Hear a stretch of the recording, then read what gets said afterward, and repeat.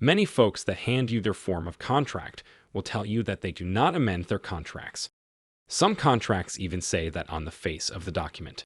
That said, many contracts are negotiable, but the extent of that negotiation is usually correlated with your price, your relationship, how late they are in buying out your scope, and how unique or specialized your product or trade may be, just to name a few factors.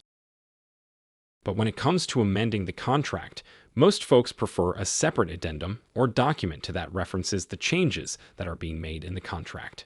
This addendum is in lieu of redlining or crossing out and handwriting on the contract itself, but know that marking up the contract by hand is perfectly legal and enforceable so long as both parties agree. Here are a few tips for the addendum. First, the addendum should say that it supersedes the contract and all contract documents and exhibits. Doing so will ensure that these changes control over silent or conflicting terms. Second, this addendum should include all the proposed strikeouts and changes to all the contract documents and exhibits, including but not limited to legal terms, price, scope, schedule, means and methods, bonding, and insurance. Of particular importance to include are any assumptions, qualifications, and exclusions you may have related to the project which may have been in your bid, estimate, or quote.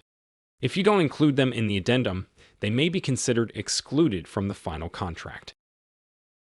Something else to consider is that you may have already obligated yourself to the other party's form of contract without modification by agreeing to submit a bid or during the pre-qualification phase.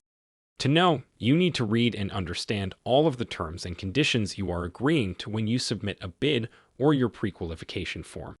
You may have also obligated yourself to the other party's contract form without modification by signing their letter of intent.